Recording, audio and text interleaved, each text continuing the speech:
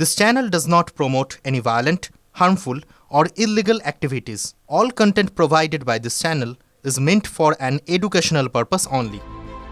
পুনৰ বিপদত পৰিছে শাহৰুখ খানৰ পুত্ৰ আৰিয়ান খান। বেংগালুৰু থানাত আৰিয়ানৰ বিৰুদ্ধে এজাহাৰ দাখিল কৰিছে এজন অধিবক্তাই। শাহৰুখৰ তনয় আৰিয়ানে অশ্লীল ইংগিত দি নাৰীক অপমান কৰা বুলি অভিযোগ উত্থাপন কৰিছে অধিবক্তাগৰাকীয়ে। ছ'চিয়েল মিডিয়াত ভাইৰেল হোৱা এটা ভিডিঅ'ৰ ভিত্তিত আৰিয়ানৰ বিৰুদ্ধে এই অভিযোগ দাখিল কৰা হৈছে। শেহতীয়াকৈ বেংগালুৰুৰ এটা নাইট ক্লাবত বন্ধু-বান্ধৱীৰ সৈতে দেখা গৈছিল আৰিয়ান খানক। তাতে কেমেৰা দেখাৰ পাছতে হঠাতে আৰিয়ানে ভিৰৰ মাজত নিজৰ মধ্যমা আঙুলি দেখুৱায়।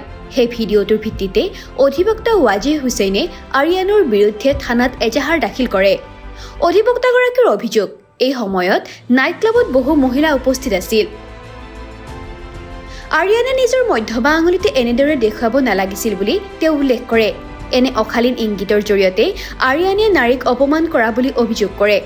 অধিবক্তা ৱাজিহ হুছেইনৰ পৰা এনে এজাহাৰ পোৱাৰ পিছতে প্ৰতিক্ৰিয়া প্ৰকাশ কৰিছে ভাৰপ্ৰাপ্ত আৰক্ষী বিষয়াগৰাকীয়ে। এজাহাৰৰ ভিত্তিত এতিয়া নাইট ক্লাবৰ CCTV ফুটেজ পৰীক্ষা কৰা হ'ব বুলি জনাই ভাৰপ্ৰাপ্ত আৰক্ষী অধীক্ষকগৰাকীয়ে।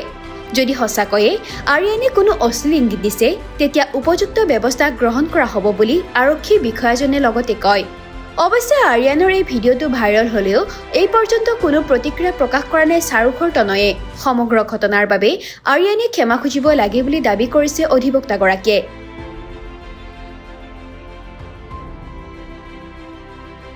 News desk report, TV9 Assam.